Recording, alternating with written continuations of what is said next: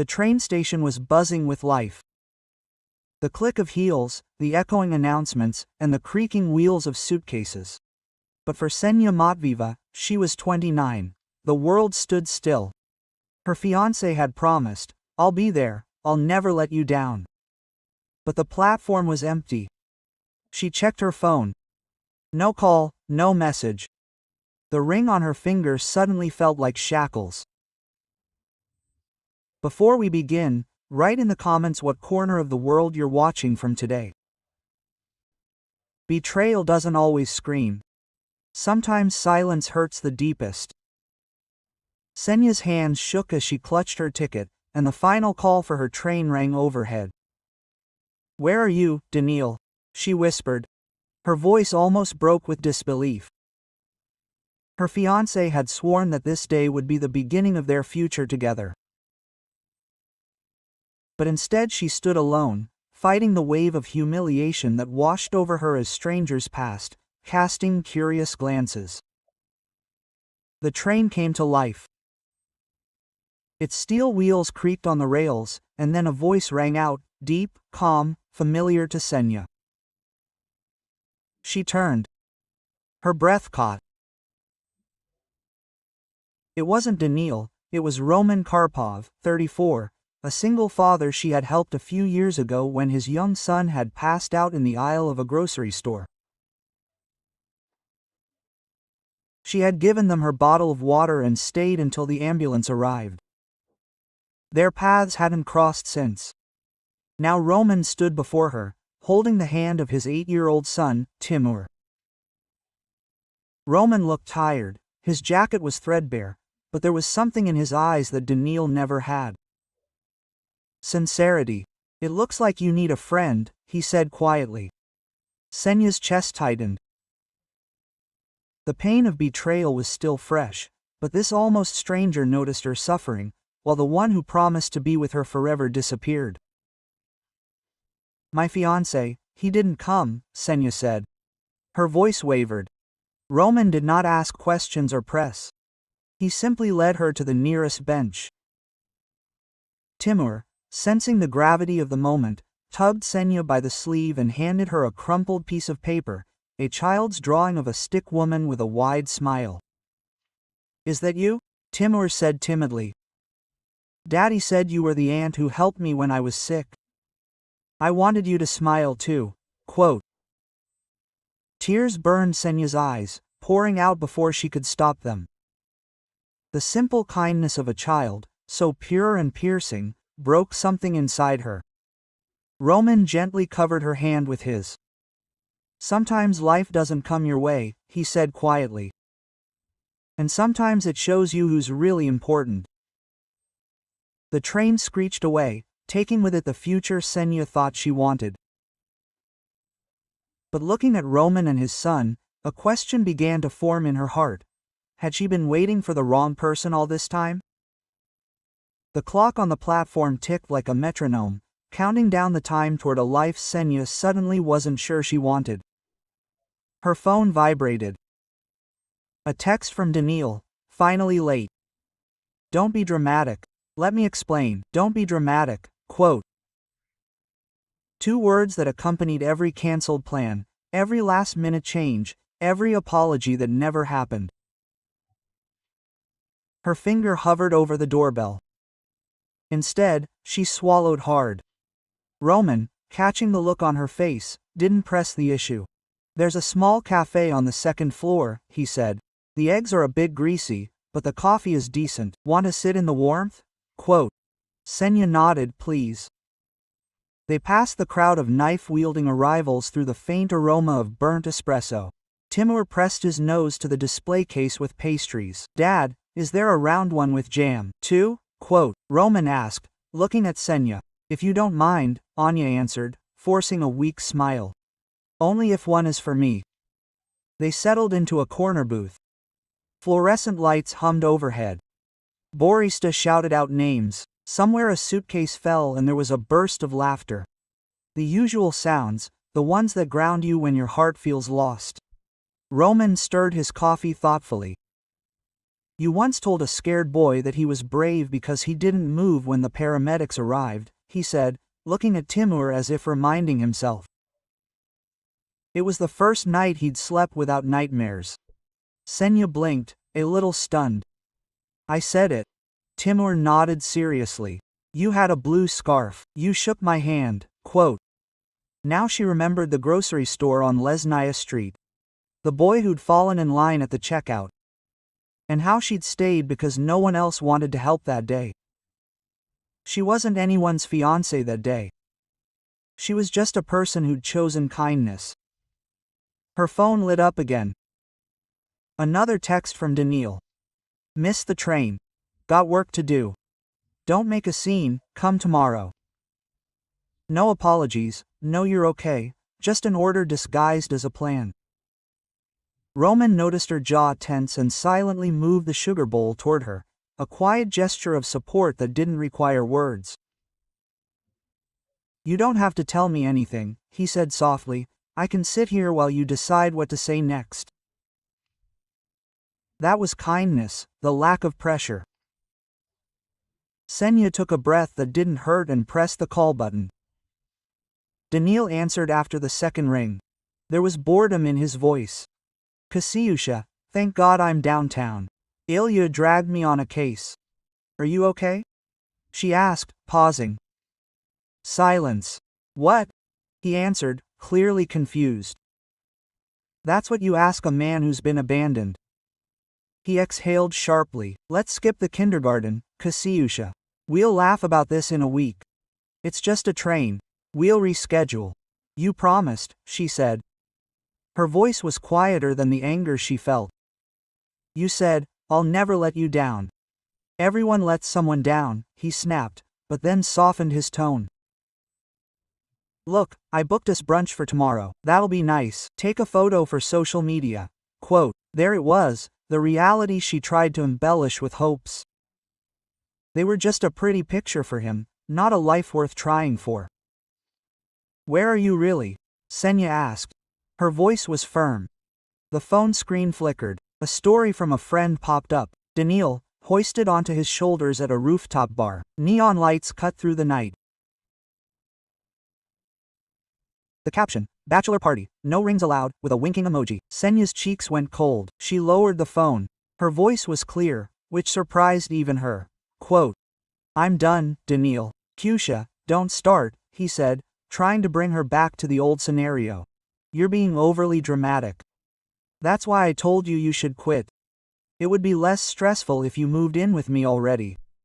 She put the phone on speakerphone and put it on the table. Roman glanced at it and turned away. He stood up and walked to the counter, giving her space. He knew she needed more than protection. Timur continued to draw, sketching out little tracks for a train that never crashed. Bring the ring tomorrow, Daniil continued. We'll start over. We'll rethink it, call it whatever you want, but today act like an adult. Okay, Senya said, surprising herself with the calm that filled her. I'll bring the ring, I won't wear it. She ended the call. For a moment, the sounds of the cafe returned, the hiss of steam, the clink of the cash register, a grandmother scolding a toddler for napkins. Then Senya laughed quietly, as if she'd taken the first step. Roman returned, placing a napkin holder on the table like a paperweight to keep her grounded. Quote, are you okay?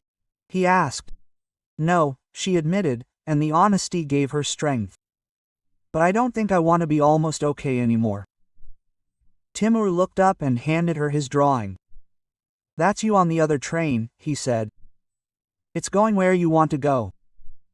Senya ran her finger along the pencil lines, feeling something solid click into place. It was perhaps the most accurate map I had ever seen. They ate in comfortable silence, fatty eggs, a decent coffee pot, just as Roman had promised.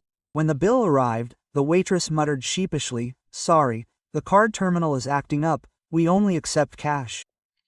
At the next table, a young woman in a medical uniform patted her pockets in confusion.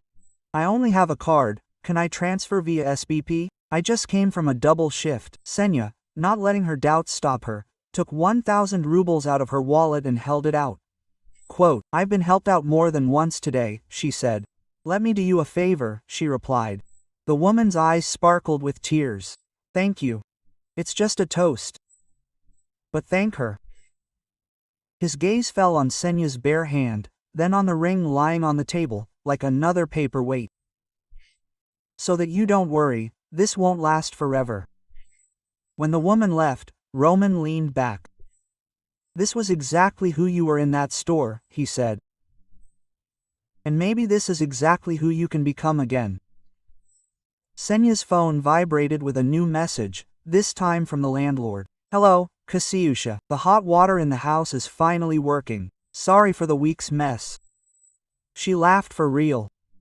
"Incredible. One normal man on this planet." "Two," said Timur with a mouth full of jam. "Three," corrected Roman, pointing his thumb at Senya. She looked at the time. "I need to go home, pack the things I was thinking of taking to Moscow, and send a smaller parcel with the ring." She met Roman's gaze. "Can I ask you a favor? Walk me to the bus.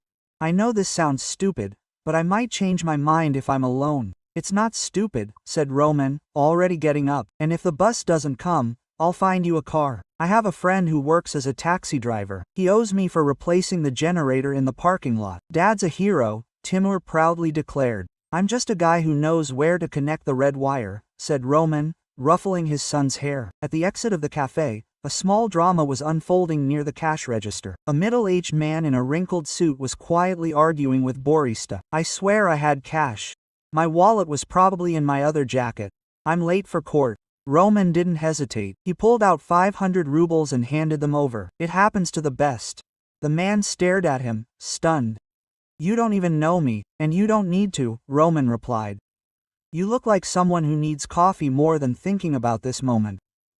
Outside, the evening air carried the metallic chill of cooling rails. After rush hour, they went down the escalator. Senya's phone vibrated again. A string of half apologies from Daniil, each one putting him in the center. "Let's talk. You know I hate trains. They make me anxious. I didn't want to burden you with this. Be reasonable." She almost answered, almost explained how she waited, how carefully she dressed, how she imagined that they would build a real one. Then she read his words again, "Be reasonable." She knew the translation all too well, "Be invisible, bend over." Instead, she typed, "Return the ring tomorrow at 10 a.m. to your office, please have someone from HR there." "That's it, Senya." She hit send. Her hands weren't shaking. At the bus stop, an elderly woman was trying to lift a suitcase onto the curb. Senya, without thinking, stepped forward. "Let me help." She grabbed the suitcase, found a handle, and set it down straight. The woman laughed with relief. Quote, "God bless you, honey. My back isn't what it used to be." "Mine isn't either," Senya said, surprised by the lightness in her own voice. The horn blared, and the bus rumbled up to the curb. Then, with a cruel hiss, it pulled away. The board said off duty. Timur's shoulders slumped. "Oh." Roman checked the app and frowned. The next one was in 30 minutes. "Fine." Senya looked at the fading sky, at the city that had once seemed like a labyrinth, but was now beginning to feel like a map she could draw herself. "Fine." A car slowed to a stop at the curb. The driver leaned out. Roman, a strong man with laughter wrinkles and a baseball cap, smiled broadly. "Heard you needed help." "You're a saint, Kolya," Roman said. "Kasyusha, this is Nikolai, maybe a taxi driver friend who thinks air filters change themselves." "Kolya, open the trunk, get in." "Where are we going?" "On the green," Senya said. "And thank you." As they pulled out into the traffic, Senya watched the station shrink in the rear window. The platform, the clock, the tracks leading anywhere but where she stood. Quote, "Hey," Nikolai called out from the front, catching her eye in the rearview mirror. "I don't know how your day was, but if there was a small candy bar in that car, I'd shoot one for your bravery." Most people don't hit send on messages like that. Senya smiled. "I didn't. Until today." Halfway across the bridge, her phone lit up with the latest message from Daniil. Just 3 words. "You'll regret this." The words hit Senya, causing a surge of fear that immediately receded, as if a wave that had crashed hadn't pulled her down with it. No, she whispered, almost to herself, I'll remember this. Timur handed her another drawing. This time a ring sent in a small square with the inscription, Mail. Sometimes you need to send something back, he said. Sometimes yes, Senya agreed. As the city panorama unfolded before her like a promise, Senya looked at Roman. Quote, Tomorrow at 10 a.m., she said. I'll return the ring to his office. I don't want to be alone. Could you come with me? Not for the stage, just so I can be honest with myself. Roman nodded. I'll be there. And after? She asked. A hint of courage flashed in her voice. After, he said with a slight smile.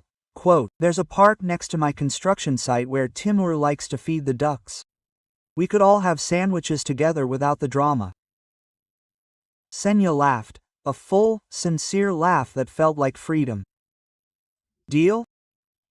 She leaned back as the car wove through the city she'd chosen, noisy, bright, honest. Tomorrow would be the ending she owed to herself, not the performance others were waiting for. Today she would pack her things differently. She would not forget the train that left without her. She would remember the people who stayed. The morning sunlight poured into Senya's apartment, golden and unforgiving. Half-packed boxes sat in the corner, the remains of the future she had thought she would build with Daniil. The engagement dress she had picked out for their first night in Moscow hung over a chair like a cruel mockery. She placed the ring in the small velvet case, no longer a symbol but simply an object, waiting for the transaction to be completed. Quote, Exactly at 10 a.m., she whispered to herself, without tears, without apology. A knock on the door made her jump. When she opened it, she saw Roman and Timur. Each held a paper bag. Roman held up his breakfast delivery. Thought you might not want to face this morning alone. The warm aroma of bagels filled the air. Timur, beaming, waved his bag like a trophy. Quote, I picked you out a blueberry bagel. Senya's throat tightened. Kindness had a way of bypassing all her defenses. Quote, Come in, she said, stepping aside. They ate in the silence of the morning light. Its warmth softened everything around them. Afterwards, Roman glanced at his watch. Done. Senya took a deep breath, put on her coat, and tucked the velvet case into her bag. Done. Daniil's office was all glass walls and polished floors, designed to inspire awe. His assistant raised an eyebrow as Senya entered, Roman following behind. He's in a meeting, the assistant began, but Senya's voice, clear and firm, cut her off. He'll want to see me. The door swung open. Daniil leaned against the doorframe. His tie was untied, his eyes irritated. Kasyusha, seriously? Do you need support? Roman was silent, his hands in his pockets, the embodiment of calm. Senya stepped forward, took the velvet case out of her bag and placed it in Daniil's palm. The weight seemed heavier than it should have been. It doesn't fit anymore, she said. Daniil's laugh was sharp, cutting. And this is your dramatic exit. Will you regret it, Kasyusha? Do you think people like me are everywhere? Her voice did not waver. No, and thank God, for the first time, she did not cringe under his gaze. Now she saw him clearly, a man who used charm as a weapon, who lived by making her feel smaller. Roman stirred and finally spoke. His tone was calm, but with a firm undertone. Respect is a two-way street. She deserves more than excuses and rooftop parties. Daniil grinned. And who are you? A nanny with a stew-scratching story. Know your place. Senya met his gaze one last time. The difference is that he comes, and you never. She turned, walked out, and didn't look back. Outside, the air was cool and cleansing. Roman walked next to her, and Timur now held her hand, as if they had always been connected. Senya exhaled. It was the first breath in a month that felt real. You were inimitable there, Roman said quietly. Senya shook her head. I was scared to death. That's what courage feels like, he replied. They stopped in a small park nearby. Timur ran ahead, screaming with delight, scattering the pigeons. Senya sat down on a bench. Her shoulders slumped as the fatigue of liberation washed over her. Roman sat down too, close enough to be supportive, but not overwhelming. "What now?" he asked, quote. "I don't know," she admitted. "For so long, my life has been waiting for him, planning around him. Now I can figure out what I want without waiting." He nodded. That was a good place to start.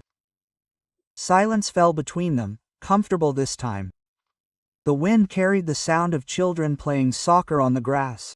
Senya glanced at Roman. Her gaze softened. "Why were you actually at the station yesterday?" Roman thought for a long moment. "I was just passing by. Timur noticed you first. But maybe it was meant to be." Her lips formed the first real smile of the day. Timur came running back, flushed. "Dad, Kasyusha, the ducks need bread." Roman laughed, standing up, "Duty calls."